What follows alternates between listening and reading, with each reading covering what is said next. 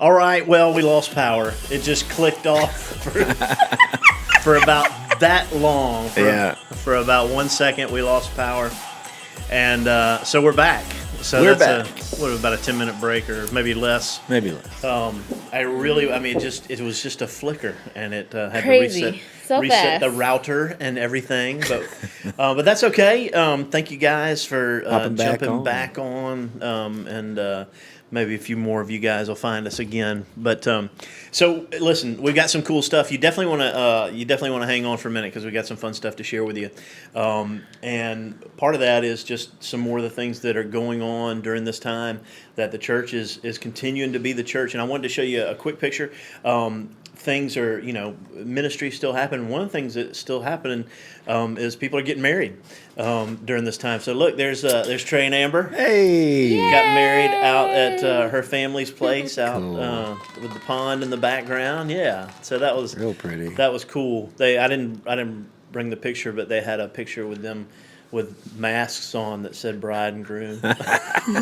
So, but yeah, they're a great couple. I'm excited for them, and I know that it may not be quite exactly like they dreamed and planned for, but I'm excited for them. It's a great thing. So, also, Kayla, tell us about the change of plans for tomorrow. Okay, so tomorrow we're going to be meeting at Fountain City Church for our food giveaway, the food distribution at 1 o'clock p.m. tomorrow at Fountain City Church. If you are wanting to volunteer, just get there a little bit early, maybe like 12:30. 1 o'clock. Yeah. 1 o'clock. 1 o'clock. Oh, 1 o'clock, 1 definitely? o'clock. Okay, Yeah. well, 1 o'clock. 1 o'clock. And if you'd like to volunteer, just shoot us an email. Yeah. Yeah, so that'll be a good time. They've got semi-truckloads, what I understand, of food coming in, and so we'll get to help pass that out, and there's folks right here in our neighborhood. So that's good. That's good stuff. Also, we get the blood drive Yes. Monday. And I just registered. I was kind of putting it off last minute, just because that's what I do. I'm one of the things I'm really good at. I don't know if y'all know this, is procrastination. It's one of the things I excel at. And so I got registered.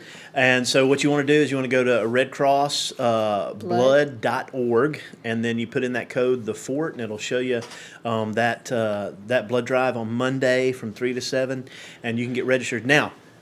We need you to go ahead and do that. Don't be putting it off any longer, like Matt. All right, don't wait any longer. Go ahead and do that because they're scheduling appointments, and there's a real need for blood. And so, if you don't take anything else out of tonight, share this blood drive with some other. There's other posts on our Facebook and Instagram. Share that with some other folks because there's a real need. There's a real shortage. Johnny was telling me they're canceling blood drives all over the place. Different organizations just uncomfortable. As much as everybody else, like we need to open. There's still places that are just nervous about opening up, and so they've had cancellations. And so please go and register and give blood on Monday. All right. All right. Fabulous. Do it. Fabulous. Do it. We'll all go together, right? All right. Yeah, I'll hold your hand. Yeah, no problem. How long did they, do the thing? It doesn't take long. Doesn't take long? No, if you're just giving blood, It's not like quarts and quarts. No. It doesn't take You long. don't leave at all. dizzy? No, it take longer if you do that. They do some kind of like thing where they run it through twice or something. I don't know exactly what it is. It's like a super blood donor. I'm making a big. It's not plasma. It's something else. And Johnny, if you're watching, give us a comment. Let us know how I'm messing this up. But I've done that before. Lauren Haas said like 20 minutes. Ooh. Hey Clinton, glad you're joining us, man. I'm glad you're in tonight, buddy. Hey Clinton. And so, yeah, giving blood is pretty quick. If you do that other thing, which they need, I think. The plasma? Yeah, well, that's not plasma. It's just blood. Something else. It's something else. Anyway. If you're a super blood giver, like you said. Now here's another thing that has been a challenge during the summer. Kayla, has been student ministry, right? Yeah. I mean, because they send all the kids home from school, like you're super terrified to get kids together, but y'all been working on y'all been ramping back up for student ministry, right? Do you want to tell us something about that? Yeah, we've been trying to. We all know that the one thing that teenagers care about the most in their life, TikTok. more than their family, more than their friends, more than their own lives, they'll put their lives on the risk for this thing, and that is their phones. So we've been trying to get creative in ways that we can reach out to them, communicate to them, make them laugh with a smile on their face, and keep them interested in student ministry. So we have a couple of videos that that me and a couple other students have been working on, Sam Anna and the lovely Maddie Weatherly. So yeah, I think we have. Which one are you going to do first? We got the TikTok first. Okay. Okay. Hit it.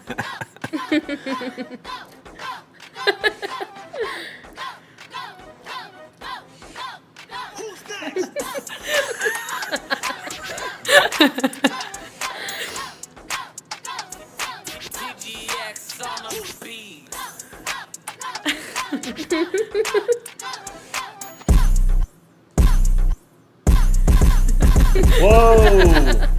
There he is. I look like an idiot.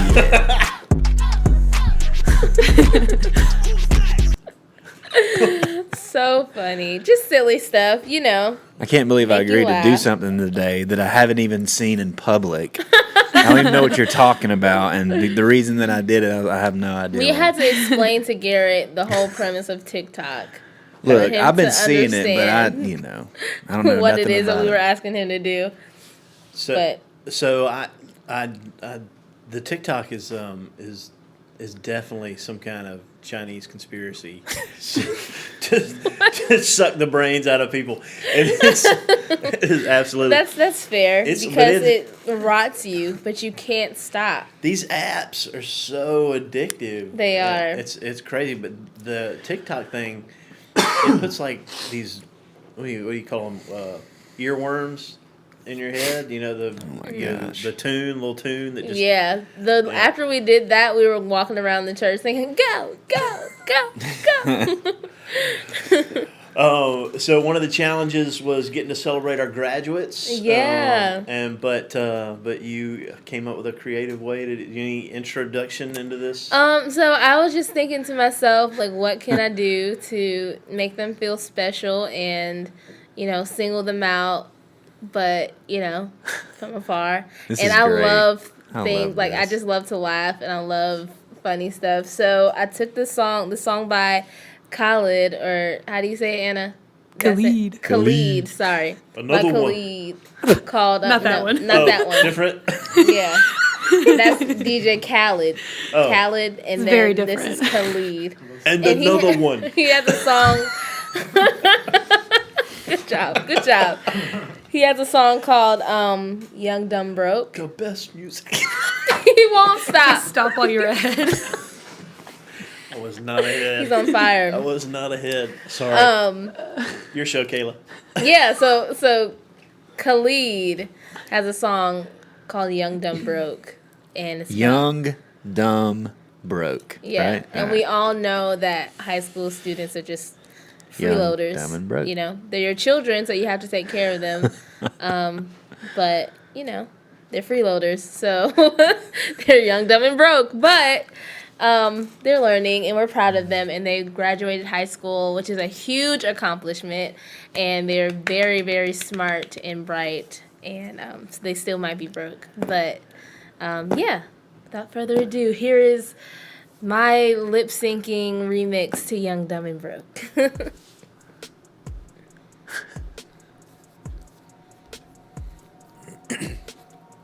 So we're still thinking of you, just like you know we should. We cannot celebrate you like you know we wish we could. I'm so proud in this moment. I'm so caught up in this. You may be young, dumb, and broke, but now you're graduate singing young, dumb, young, dumb, and broke. Young, dumb, Young, dumb, and broke. Young, dumb, broke graduate. Yeah, da, da, da, da, da, da, da, yeah, da, da, da, da, da, da. Yeah, da, da, da, da, da, da. Young, dumb, broke graduates. I made this song just for you, so please take my advice. Don't think that you're too grown now. Your parents are still right. Pass every class the first time. Apply for scholarships. You can take it from me, guys. Don't drop out like I did. Singing young, dumb, and broke. Young, dumb, and broke. Young, dumb, and broke. Young, dumb, broke graduates.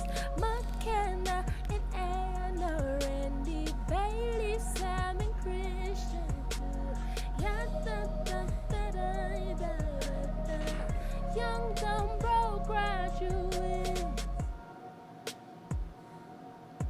Yeah. I love you guys. Get your education and you won't be young, dumb, and broke anymore. Awesome. Great. So good. Thanks. Wow. Yeah, that's my little tribute to our seniors. I may do one every year, who knows? But Oh yeah. so proud of them. They're the best. Good job. Good job. All right. So, yeah, ministry continues. So we're excited about that. And so ministry continues tonight. We've got Bible study. And we had a little break in the action, but we're gonna jump back into Bible study. And so, did you do your Bible reading? Did you do some Bible reading this week? We were in did a little bit. Acts 22 through 26. It's the very end of the book of Acts, almost a couple chapters left. But did you get an application point? What we do is we read, we get an application point, we ask ourselves these questions. Is there we use this acronym or acrostic, whatever, space. Acronym. We ask ourselves, is there a Sin to confess. Promise to claim. attitude to change? Sorry. How many weeks have we been doing I this? don't know. You think we would come up Let's with go an order? counterclockwise. Yeah. So, command, obey, and Example to follow. very good, very good. So I challenged myself this week. I tried to come up with one of each. All right. So, but we won't share them all Oh tonight. wow! I But, know you didn't do that. I did. There's no way. I did. There's no way. All right. Well, okay. So, you want to go first? Now All I right, want here- you to start it off. All right, here I go, real quick. I got Acts 22, all right, verse 21. He said to me, "Go, because I will send you far away to the Gentiles." This is Jesus talking to Paul. Is going to be the apostle to the Gentiles. And I put an attitude to change. God may change your plans and the direction of your life at any time. Are you mentally and emotionally ready for that? My attitude needs to be open to whatever God may have in store. That's good. Yeah, man, all right. That's good. Y'all got one? Man, I basically I read the chapters, and you had one main theme, except for this first chapter of when Paul was converted. By the way, I had a P for that same chapter, just as a promise that God does the saving. God, Yeah.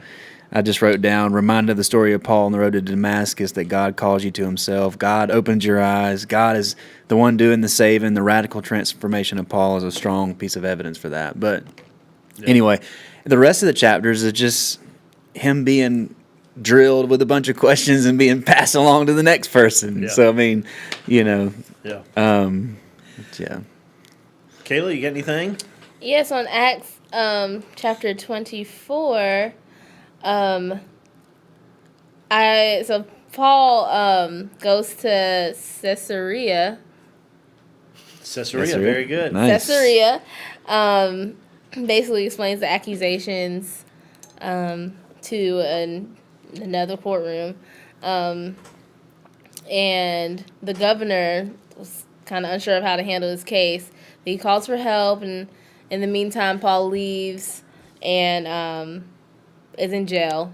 And they, talk regularly about faith and whatnot. But when Felix kind of like, that whole thing stood out to me. Acts chapter 24, in verse 22, he says, but Felix, having a rather accurate knowledge of the way, put them off, saying, when Lysias, the tribune, comes down, I will decide your case.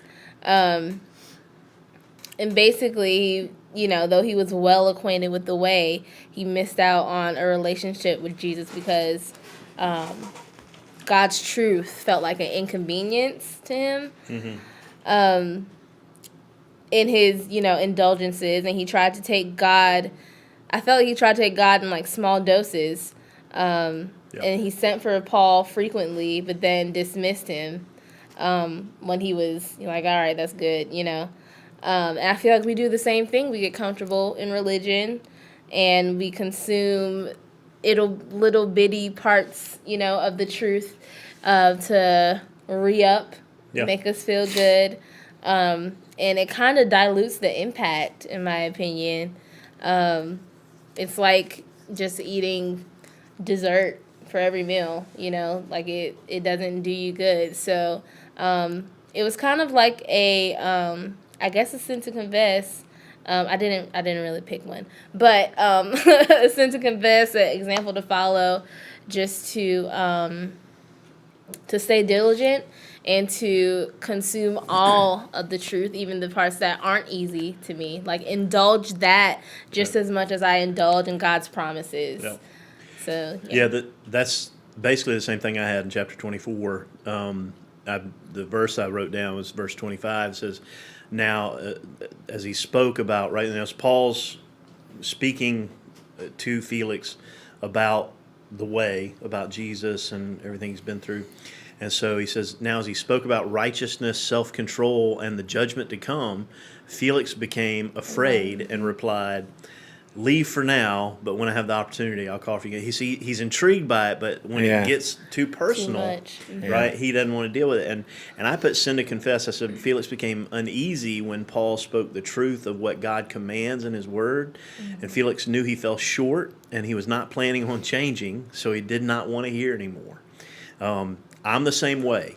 When I'm depressed or angry, I will steer clear of Bible reading because it won't leave me comfortable in those places. And sometimes it's self-punishment or something. I just want to wallow in those things. And I think I've told y'all before, a friend, and he didn't make this up, but he gave me a Bible one time, and in the front he wrote, this book will keep you from sin, or sin will keep you from this book, right? And when we are in sin, when we're in the middle of some habit or something, and even if it's sadness or anger, sometimes we just want to wallow in those places, and we know that we'll be challenged by God's word, and so we steer clear of it. Yeah. So, yeah. It's good. I love, some people may get bored with this stuff, but I love these scenes. I eat it up.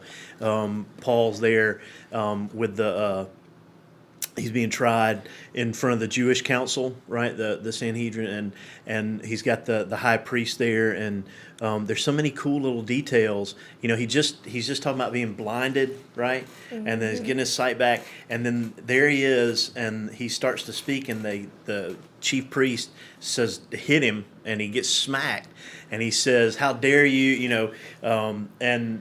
And they say, well, how dare you speak against the high priest? And he goes, I didn't know it was the high priest, right? Well, there's no way Paul didn't know it was the high priest, right? Unless, what? Why wouldn't he have known? Because he was blind. There's still, he can see, but he can't, right? This is one of the things that people point to, that Paul's thorn in his flesh was a continual problem with his eyesight, and goes on that he and I can't remember which book it is, but see how large I write with my own hand, So that's one of the theories about Paul's thorn in the flesh. Yeah. Other people say it's not something physical. I don't know, but that's a cool little trivia point. But the thing that I wrote down as an application point there is he's got these people who are all coming against him, but they have their own differences themselves. They got the Pharisees and the Sadducees, and one don't believe in the resurrection of the dead. That's the Sadducees. And that's why they're Sadducee. All right, bad preacher joke, but so Paul is so smart in this moment. He turns them against one another. Anna is still cracking up. You've never heard that? Your dad's a preacher. He's never told me that Your joke dad's before. a preacher.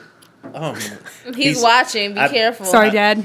I'm sure he's used it at some point. So anyway, what was I saying? So he says, I'm just here because I believe in the resurrection of the dead. And all of a sudden, they forget about him and they're fighting with each other. Yeah. And so I put example to follow. Jesus said that we should be crafty and wise, right? When we're out in the world, we need to be wise and crafty, and your people are going to come against you and your witness and your attempts to live out the glory of God and the love of God in the world, and they're going to come at you with all kinds of challenges, sometimes nonsense, sometimes they're logical arguments, and we need to be wise and ready to deal with those things, not just throw our hands up or run the other way. And so, anyway, I love watching Paul deal with these folks. It's pretty cool. So, yeah. Anybody got another one they want to do? I pretty much jotted down from that 24 as well, just example to follow, just how Paul was making his case to everyone, but just saying, hey, have I not done this? Have I not done that? Basically following the law and, doing what is right in all kind of ways, and Paul always remained to, he seemed to always remain to obey the laws according to their standards, as well as preach Jesus, the fulfilling of the law. Yeah. So, good stuff. Kayla, you got another one, or you want Let's dig into these questions. to let's get our story now? Our focus passage is Acts 22, the first part of Acts 22, and we've got a special guest to give us to read our story tonight. And you want to introduce her? Yeah, we all know and love this young lady. She's a part of the Fort Students. I feel like that's the theme of of tonight's midweek. Sports students, get your kids involved. But yeah, without further ado, we have Maddie Weatherly. Woo! Hi, my name is Maddie, and today I'm going to be reading Acts chapter 22, verses 1 through 22. So let's get started. It says, "Brothers and fathers, listen now to my defense. When they heard him speak to them in Aramaic, they became very quiet. Then Paul said, I am a Jew, born in Tarsus of Cilicia, but brought up in this city. I studied under Gamaliel and was thoroughly trained in the law of our ancestors. I was just as zealous for God as any of you are today. I persecuted the followers of this way to their death, arresting both men and women and throwing them into prison, as the high priest and all the council can themselves testify. I even obtained letters for them to their associates in Damascus, and went there to bring these people as prisoners to Jerusalem to be punished. About noon I came near Damascus. Suddenly a bright light from heaven flashed around me. I fell to the ground and heard a voice say to me, Saul, Saul, why do you persecute me? Who are you, Lord? I asked. I am Jesus of Nazareth, whom you are persecuting, he replied. My companions saw the light, but they did not understand the voice of him who was speaking to me. What shall I do, Lord? I asked. Get up, the Lord said, and go into Damascus. There you will be told all that you have been assigned to do. My companions led me by hand into Damascus because the brilliance of the light had blinded me. A man named Ananias came to see me. He was a devout observer of the law and highly respected by all the Jews living there. He stood beside me and said, Brother Saul, receive your sight. And at that very moment I was able to see him. Then he said, The God of our ancestors has chosen you to know his will and see the righteous one and hear his words from his mouth. You will be his witness to all people of what you have seen and heard. And now what are you waiting for? Get up, be baptized, and wash your sins away, calling on his name. When I returned to Jerusalem and was praying at the temple, I fell into a trance and saw the Lord speaking to me. "Quick," he said, "leave Jerusalem immediately, because the people here will not accept your testimony about me." "Lord," I replied, "these people know that I went from one synagogue to another to imprison and beat those who believe in you. And when the blood of your martyr, Stephen, was shed, I stood there giving my approval and guarding the clothes of those who were killing him. The Lord said to me, 'Go, I will send you far away to the Gentiles.'" The crowd listened to Paul until he said this. Then they raised their voices and shouted, "Rid the earth of him. He is not fit to live." So that was Acts chapter 22, verses 1 through 22. Nice work. Nice work. Maddie wants you guys to forgive her for her mispronounced words. She told me that she texted me that when she sent it to me. Well, when I saw her today, she said, I read the story for today, and I did a really good job. She did. So humble. She did. She did a great job. She did a great job. So let's talk about it. This is basically Paul's testimony, and you get this story told. What is it? 3 or 4 different times in the book of Acts. The time it's recorded, and then Paul retells it himself several times. It's actually a couple times in the reading for this last week, but this is one of them, 1 through 22, and so he's telling basically his personal testimony, how he got saved. So real quick, what's your personal testimony? When we say that, it's basically the story of how you got saved. Yeah. What's yours? I was 14 years old. I was riding bus home with some friends every Wednesday night to a youth group, to a little church in Columbus called Columbus Christian Center, kind of across the street from Golden Donut, down the hill, and a little place down there. It's not there anymore. But, God just absolutely radically changed my life one night. I mean, I was listening to the sermon, couldn't tell you what he was talking about. We're just hanging out, I'm thinking about whatever. And he starts getting to this countdown at the end. You know how a good preacher will do. They'll go 3, and he'll explain why, and then 2, and he'll explain why. And I'm just gripping my seat, right? I'm a 14-year-old kid. I was like, I just don't want to get up, And then something in me just lifted up, and I just went forward and, received prayer.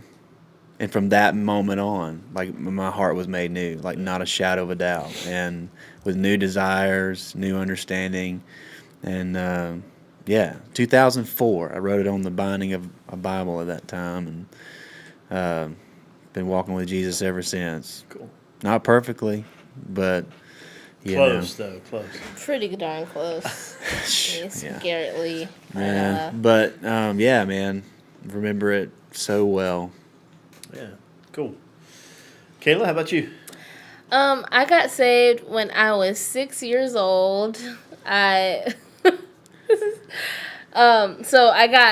said the sinner's prayer when I was 6 years old. We had church that night, and we watched all these movies at church about the rapture and all that, and I was scared poopless.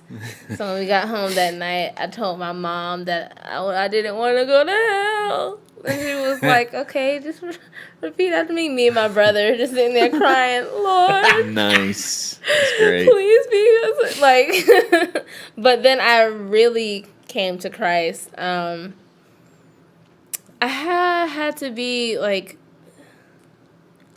maybe 13, 14. I was in this service, and my dad was preaching, and I wasn't really paying attention that much. But when it came to the altar call, I just felt like I knew that it was time for me to give my life to Christ. And then I did it again when I was like 15. When I was 15, I started taking it seriously and like actually living my life that way. And I also was going to some friends' church after school on a Wednesday, and they were doing, it was like a whole youth night where each kid got up and gave a sermon and stuff like that.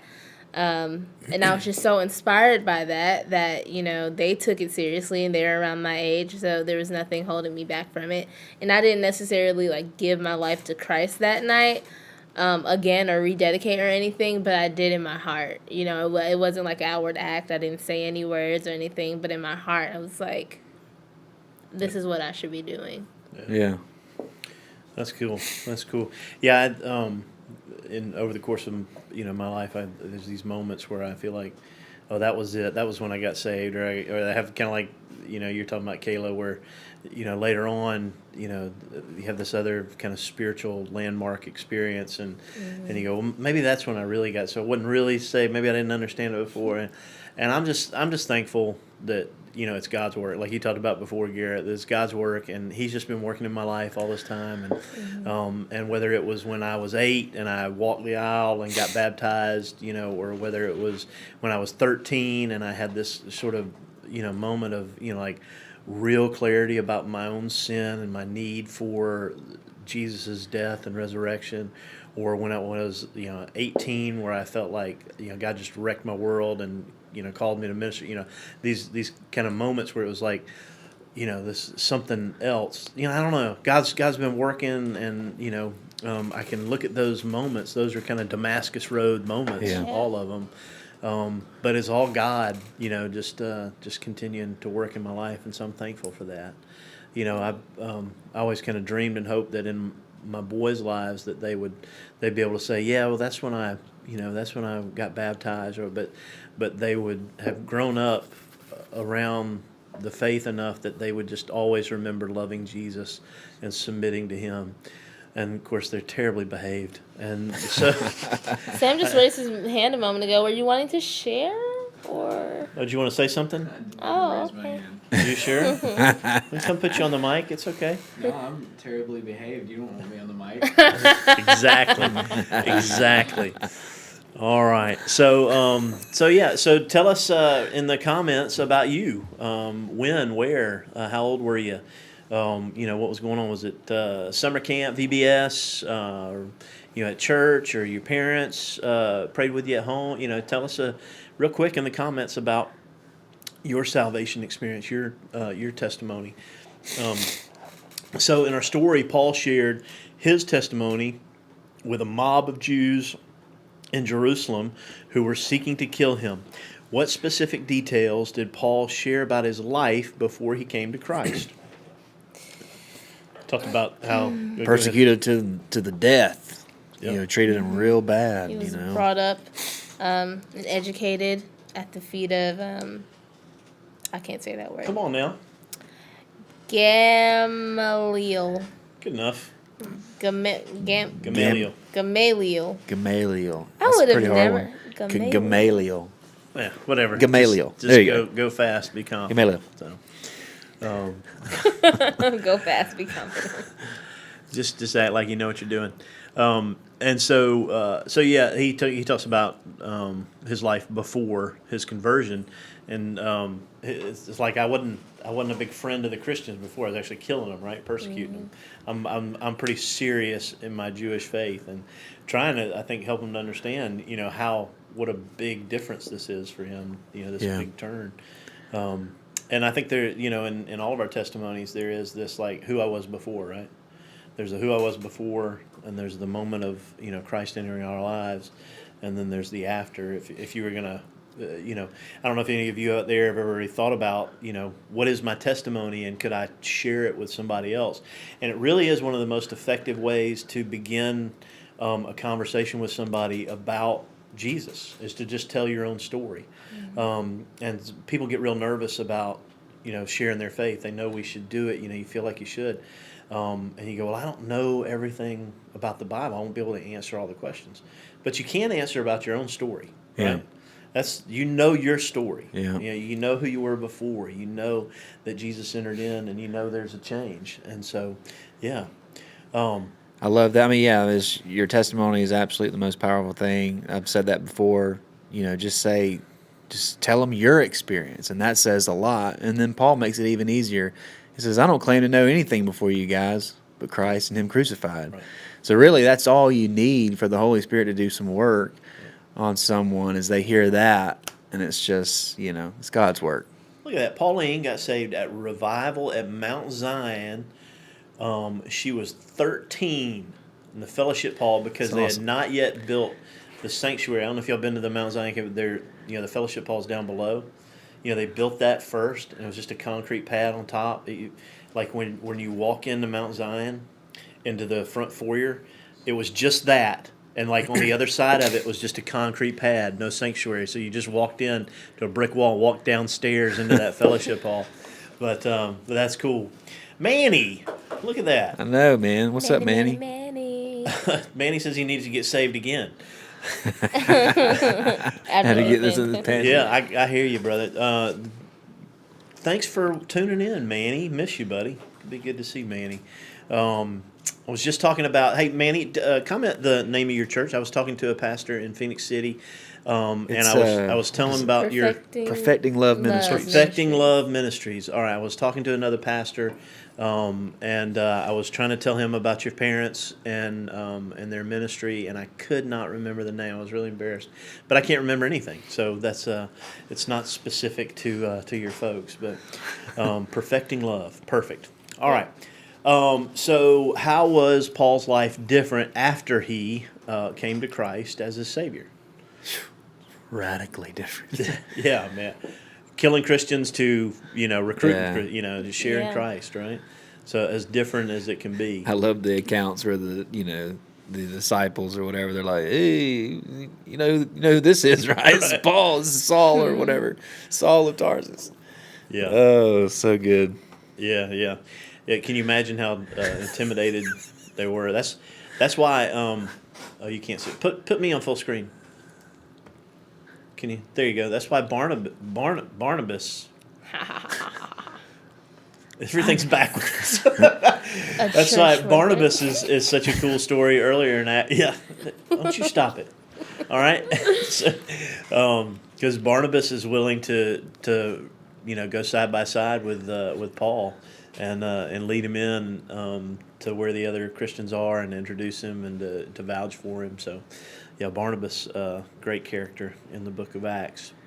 So yeah, we're gonna kind of skip down a little bit. We got as an example to follow. What 3 or 4 elements of sharing a good personal testimony can we learn from Paul? And I kind of talked about that a little bit, but let's just reiterate. What are some things that need to be in your personal testimony? And we should think about it. We should think it through and kind of, it'd be great to write it down. It really would. Yeah. It'd be a good thing to write it down, but to be able to just to share it with somebody. So what are the parts of it that need to be in there? How you were before. Mm-hmm. Definitely. Your life before Christ. Yeah. My future hope now. Yeah. What else? You can talk about how you're different now. Like this is what I was before. This is how I'm different now. That needs to be like the truth, right? Like, Yeah. and we're all struggling, right? And that's another reason that people are nervous about sharing their personal testimony is because they know that they're still not getting everything right. Yeah. And I find people can be nervous about that. Which I totally understand and I get because I feel the same way. Like I don't have it all figured out, and why should I be telling people what they need to believe? Yeah. But the thing is, I've experienced this grace of God in my own life. He's transformed my own life, and what He does for us is really true. His love is perfecting love. It is transforming our lives and making us into the image of Jesus. And so it's a good thing to share and direct other people too, because there's peace and joy and love that comes in that. So, yeah. Any other things that of just? So we got the beginning. You want to share the gospel. As in here's how I met Jesus. Here's the place and the time. But I think also you want to try and get some specifics of Jesus in there. Yeah. So here's. That's what I was going to say, chalking it all up to God's, like Lauren said in her comment, God's sovereignty. Mm-hmm. And Jesus' sacrifice, like not taking any credit for your, moral decisions or, there would be none of that without the blood of Christ. I sent Garrett a meme the other day. Is where I was talking about this, who's responsible for your salvation, how much part do you play in it? And it was Paul on the road to Damascus, the bright light shining, and he's down on the ground like this, and he goes, and the caption says, God, I give you permission to blind me. Yeah. So, listen. God is sovereign in salvation, and we are responsible for our response. So I don't want to get in any fights about that. Yeah. So yeah, but I think so. Beginning, you want to be able to communicate about Jesus, about who He is, about just Yeah. a About little that bit- He's God. Yeah, that Yeah. he's God paying the price for your sin on the cross so that you can have the future hope that you're talking about.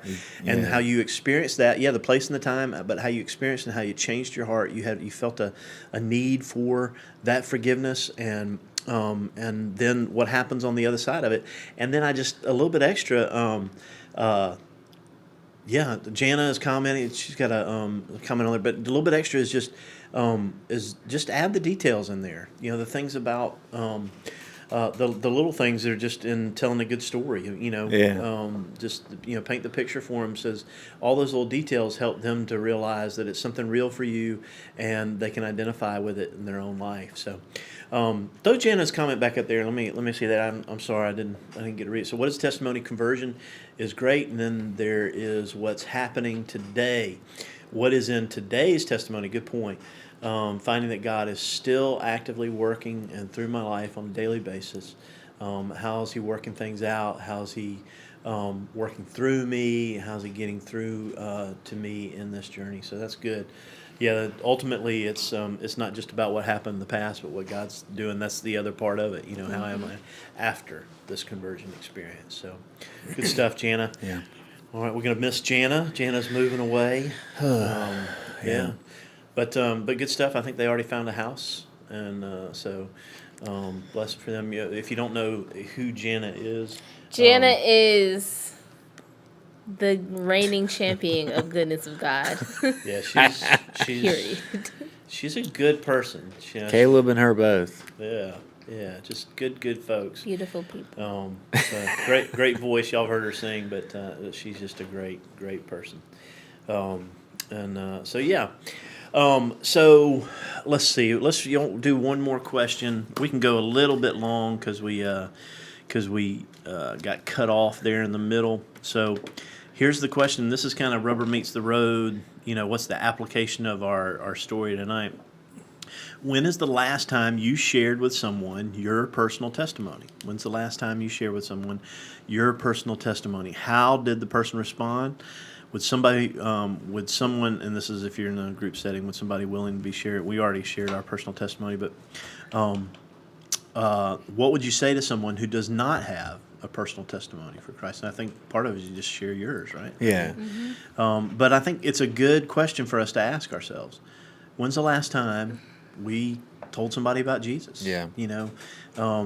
People come and tell you their problems all the time, right? Yeah. Right? And you may jump in and talk about how bad, he's terrible, you need to leave him or whatever. But there is an answer that you can give that is helpful, and that I is tell Anna that all the time. Exactly. Wow.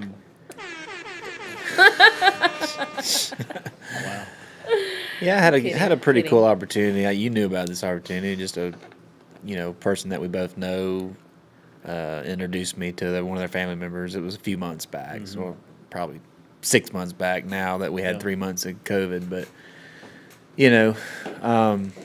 but yeah, it was. You should definitely. I don't want to say. Well, 7-8 months ago. You want to do it often, obviously, but it was a cool experience because I was seeing him understand things that normally you don't.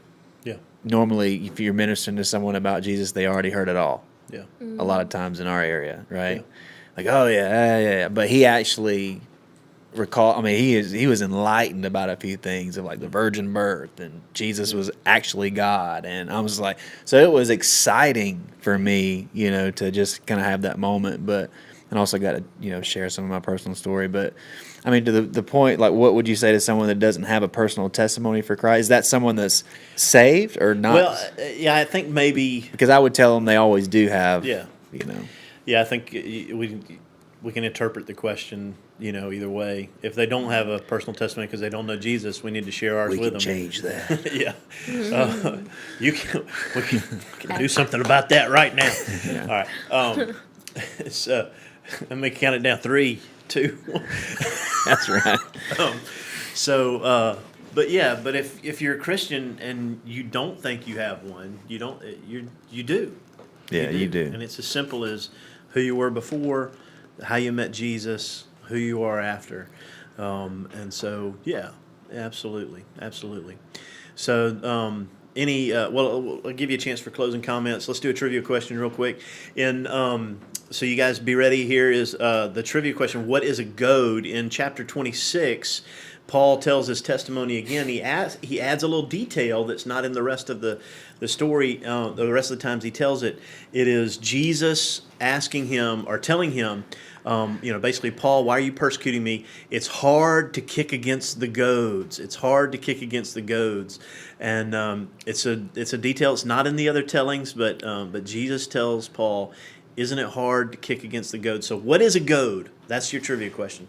So while we just don't flash up the correct answer yet, just give us a minute and I'll get that from you. So closing comments from you guys. You guys have anything else we want to add in? We want to make sure we remember the food distribution tomorrow, Fountain City Church, right around the corner from us at 1 o'clock. 1 o'clock. All right. And then we've got the blood drive, and you need to make sure you register. Register right now. Go right now and register. Just turn this off unless you got the right answer for the trivia. Even if you do. Yeah, and go register for the blood drive. Hey, please do that. We've got, I think there's several spots still available that you can register, and so I ask you please to go and do that. That's going to be at Mount Zion from 3 to 7 on Monday, June 15th. Okay. Do we have a correct answer? No correct answers yet. No, we do not. A goat is an inanimate object. This is what we have so far. Nobody's dictionary out so this thing yet. Try to start something. You should Start a fight. All right.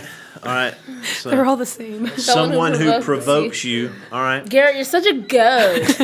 Well, now they're on the right track, though. They're on the right track because you're trying to goad somebody. Now, think if you're trying to goad somebody into argument, what are you doing? All right. So, what is a goad?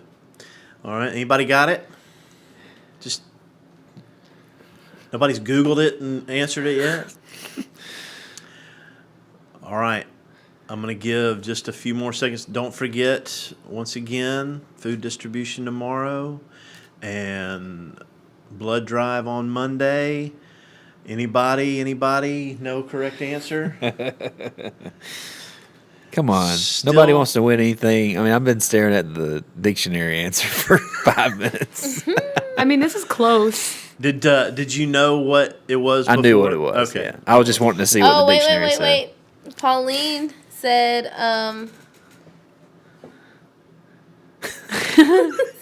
I think she means sharpening. Google Like lied. sharpens. Russ But it's said got to be a staff. thing. It's got to be a thing. It's a noun. Google Yeah. lied. Noun, person, place, or thing. Lauren said poking man. What did Russ put? It's a staff. All right, I'm going to give the answer. So a goad is. I'm going to give 2 more seconds. She already put it up. A sharp, pointy stick. It's a sharp, pointy stick that is used by someone who is using an ox to plow their fields, and the long, sharp, pointy stick is used to guide the ox. All right, and so gently, if the ox is doing what it's told, but if it tries to kick against the goad, it gets it a little harder, right? And so Jesus is telling Paul, hey, why it's hard to kick against the goads, right? You got no chance in this situation, right? Jesus blinded him, and he said, you now work for me, right? And Praise God. Yeah. It is. It's a sharp stick used to drive or direct an oxen. So, all right. Well, hey, that's it for us tonight, Midweek Live. Sorry about the break in the action when we lost power, but we love you guys. Miss you. We miss you a ton. We just can't stop saying that, and we are looking forward to being with you guys next time on Midweek Live. Love you. Have a great